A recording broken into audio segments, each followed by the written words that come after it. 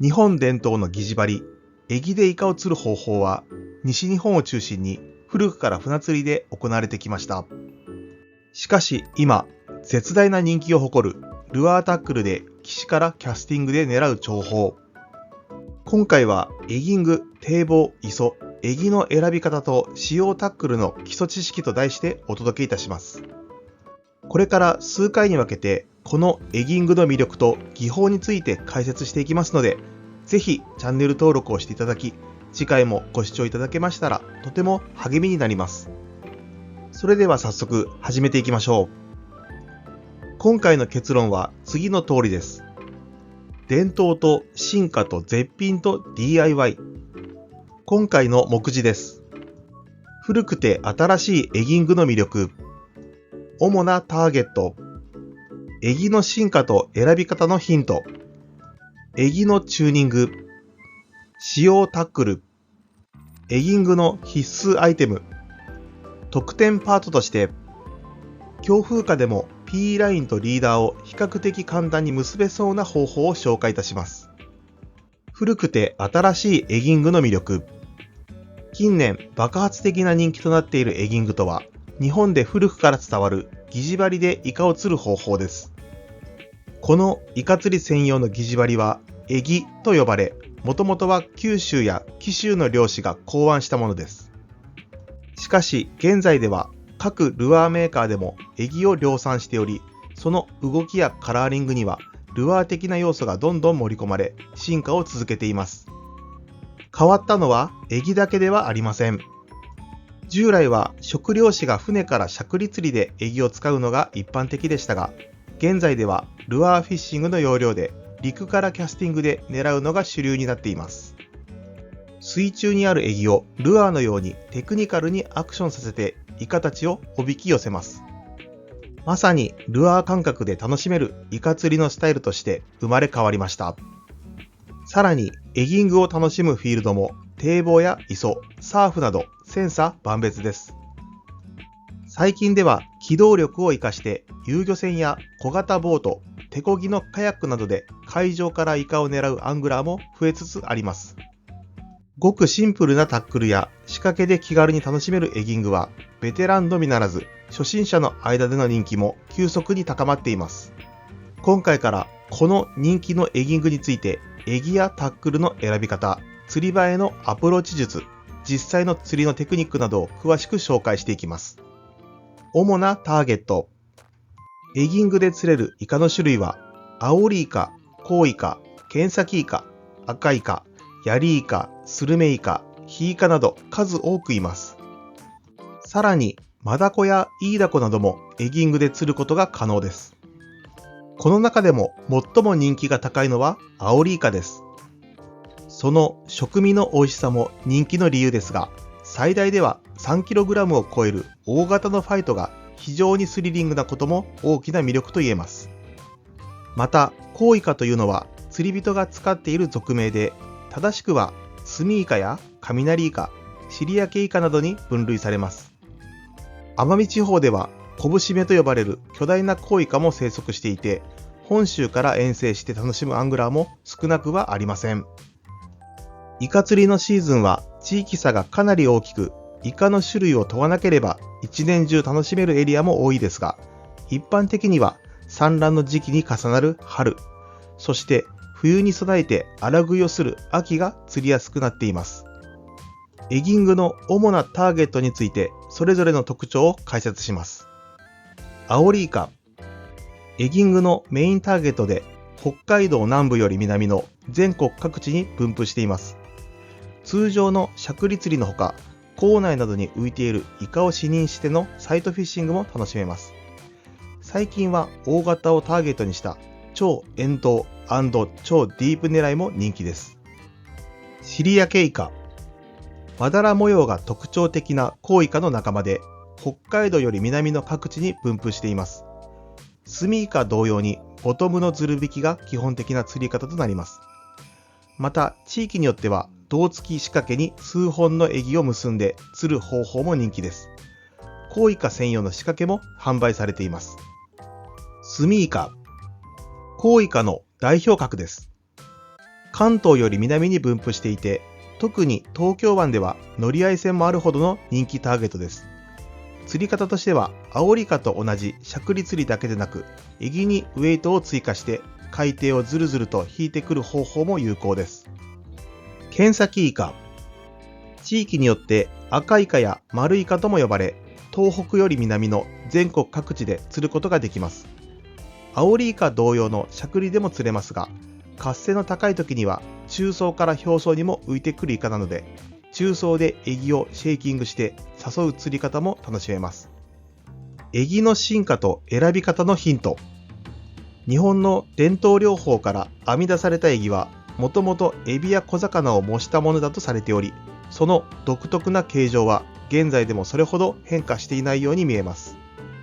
しかし、どんどん進化を続けるエギングのテクニックに追従するかのように、エギもアングラーの意のままにコントロールできる動きを身につけています。具体的には、縦横へのジャークやトリッキーな動きが盛り込まれ、微妙なロッドワークにもレスポンスよく即座に反応してくれます。このようにアングラーが自分の判断で的確なエギを選べるようになったことが、エギングの人気に拍車をかけた要因の一つとも言えます。しかし、エギのサイズや号数表示などは明確な規格が設けられておらず、各メーカーによってバラバラなのが現状です。そこでシーズンを通して同じメーカーの同タイプのエギを使う考え方があります。こうすることで、エギの沈下速度やしゃくりを入れた時の移動距離、レスポンスなどを自分の体に覚え込ませることができ、水深や状況の違いに合わせた的確なエギ選びができるようになります。ここでエギについて詳しく解説します。まずはエギの各部の役割について解説します。ルアー同様にエギでも目は重要な集魚効果を持ちます。蓄光性タイプのものならさらにアピール度が高くなります。ラインを結ぶ箇所です。金属管タイプが主流ですが、伝統的な紐タイプもあります。ウィング。エギの沈下姿勢のバランスを保つ重要なパーツです。鳥の羽でできているものや化学繊維のものがあります。シンカー。エギの動きや沈下速度を左右するパーツです。鉛製やタングステン製があります。ボディ。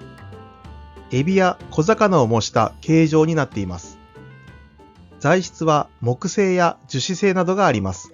イカがエギを抱いた時に違和感を与えないために、ボディ表面は色とりどりの布やメッシュなどで包まれているのが特徴です。カンナ。ルアーのフックに当たる部分です。適度に伸びるため、根がかりした時の回収率が高くなります。続いて、エギのカラーの選択の目安です。イカは色の違いがわからないと言われていますが、一方、エギの色の違いでヒット率は変わります。実績が高いピンクとオレンジなどのアピール系は常備しておきましょう。しかし、墨塩時や晴天時には青や緑のナチュラル系、イカの産卵期には茶色などの地味系も活躍します。エギに対するイカの反応は、布巻きの下地となっているカラーによっても違いが出てきます。一般的には金や銀、赤などのカラーが多く使われていますが、これらの中でも塩色や天候、水温、イカの活性などによってヒットするカラーが微妙に変化してきます。エギのサイズの使い分け方についても押さえておきます。シーズンを通して多用するエギのサイズは3号から4号になってきます。特に 3.5 号は浅場でも深場でも使えるので、まずはこのサイズをメインに用意しておくといいでしょう。また、秋に多くなる小イカの数狙いでは 2.5 号の小型エギも活躍してくれます。エギのサイズの選び方の目安は次の通りです。2.5 号以下。小型イカ狙いや超浅場での釣りで使用します。アピール度は低めです。3号。浅場の釣りをメインに一年中使える基本サイズです。3.5 号。場所を問わずに1年を通して使えるオールラウンダーです。4号。潮流の速い場所や深場狙いにおすすめです。アピール度は高くなります。4号以上。深場の大物狙いや超遠投したい時に使用します。アピール度はかなり高くなります。エギのチューニング。エギを自分なりにチューニングして使っているアングラーは少なくありません。中でもよく知られるのが、優れた集魚効果を持つと言われるアワビシートの装着です。エギの背中や腹といったイカが抱きつく部分に小さくカットしたアワビシートを貼り付けるだけの簡単チューニングですが、特にイカの活性が渋い時にはかなりの効果を感じることができます。アワビシートは釣り具店やルアーショップなどで買うことができるので、ぜひ試してみましょう。また、ウェイトを追加して沈下速度を速くするチューニングもポピュラーに行われています。エギのバランスを損なわないように、シンカー部分に糸重りを巻いたり、ラインアイにスナップを介して重りを追加する方法が一般的です。エギのチューニングについてもう少し詳しく解説します。アワビ貼り。アワビシートは全面に貼る必要はなく、背中や腹側に貼るだけで効果を期待できます。エギ専用に小さくカットされたシートも市販されています。ウェイトの追加。エギの沈下を速くしたいときには、ボディに糸重りを追加するといいです。バランスが崩れないようにシンカーの部分に巻くのがコツです。根がかり対策。海藻が多い場所では、カンナの下半分をペンチで曲げると根がかりを減らせます。カンナをカットしてしまうとバランスが崩れるので注意しましょう。使用タックル。こうしたエギングのスタイルを快適に楽しませてくれるのが専用ロッドの存在です。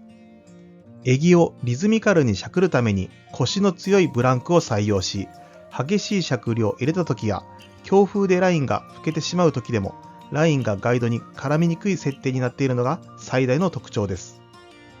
現在では使用するエギのサイズや釣り場の状況などに応じて様々な長さやパワーの異なるエギングロッドを使い分けるアングラーも増えています。ラインに関してはエギの動きを自在にコントロールするために伸びの少ない PE ラインを使うのが現在の主流です。ラインの太さは細いほど潮流や風の影響を受けにくく、エギの動きもナチュラルになりやすいため 0.6 号の極細を使用します。反面、エギが根がかりした時にロストすることも増えるので、始められる方は実際には 0.8 号から1号のラインを使うのが無難です。PE ラインはねずれに弱く、エギと直結した時の強度にも不安があるため、通常のルアーフィッシングと同様に先端部にショックリーダーを結束しておきましょう。この場合、PE ラインの結束強度を損なわないために FG ノットが主流ですが、比較的手軽に結べる摩擦系ノットを特典パートで紹介します。エギングに使用するタックルについて詳しく解説します。ロッド&リール。最初に揃えるタックルとしては、平均サイズの 3.5 号のエギを無理なくキャストできる長さ、8フィート前後のミディアムライトからミディアムアクションのロッドと小型スピニングリールの組み合わせが基本となります。一方、重めの4号のエギを多用する場合、あるいはロングキャストで沖のポイントを攻めたい場合は、長さ9フィートクラスのパワフルなロッドも欲しくなるところです。逆にアキイカなどの 2.5 号前後の小型エギを使ってテクニカルなアクションを与えたいときには、7フィート程度のショートロッドがおすすめです。PE ライン。エギングで使用するミチ糸は、強度や感度に優れている PE ラインが圧倒的に人気です。長さは150メートルほどリールに巻いておきましょう。太さは 0.8 号から1号程度が風や潮流の影響を受けにくく、ライントラブルも少なくて扱いやすいです。ショックリーダー。ショックリーダーは比重があって水に馴染みやすく、エギの自然な動きを損ないにくいフロロカーボン製がおすすめです。対摩耗性にも優れているので、ねずれに対しても安心です。太さは2号から 2.5 号が目安となります。ギャフ、タモ編み。大型イカを取り込むにはギャフかタモ編みが必須となります。現在は携帯に便利なエギング専用のギャフを使うアングラーが多いようです。ただし、リリース前提で楽しむなら、イカにダメージを与えにくいタモ編みを使用しましょう。エギングの仕掛けの例です。エギングの仕掛けはリーダー先端にエギを直結するか、スナップを返してセットするだけとシンプルです。エギを海底でズル引きしてコウイカを専門に狙う場合は、スナップ部分に1号から2号程度の軽いナス型重りをセットする方法もあります。エギングの必須アイテム。エギングは軽快な装備で楽しめることも魅力の一つです。しかし、快適に釣りをするためには、必要最小限のアイテムは用意しておきたいところです。必須と言えるのは、安全のためのライフジャケットと水中を観察するための偏光グラスです。エギを収納するためのケース、釣れたイカの取り込み時に使うギャフまたはタモ網などがあります。足場が滑る場所ではスパイクソールまたはフェルトスパイクの磯靴を着用したいですね。それでは特典パートです。強風下でも PE ラインとリーダーが結べそうな方法を紹介します。結ぶ手順は次の通りです。リーダー先端から 10cm の位置に8の字結びを作り、ループ部分に PE ライン先端を通して 30cm ほど出しておきます。PE ラインをリーダーに密に8回巻き、9回目にハーフヒッチで仮止めします。巻きつけた PE ラインを軽く締めて密に詰めます。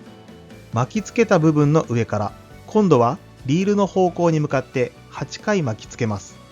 リーダーの本線側から PE ライン先端を8の字のループに通します。巻きつけた部分が8の字結びの中にずれないように締め込みます。さらにリーダー先端と PE ラインを一緒に持ち、リーダー本線と逆方向に強く締めます。メインラインの先端を使ってリーダー先端と PE ラインの本線を束ね、ハーフヒッチで10回ほど編み付けます。リーダーの余りをカットし、さらに PE ラインを保護するために PE ライン本線にもハーフヒッチを5回から10回行って完成です。今回の授業は以上となります。最後までご視聴ありがとうございました。高評価やチャンネル登録をしていただけるととても嬉しいです。また次回の動画でお会いしましょう。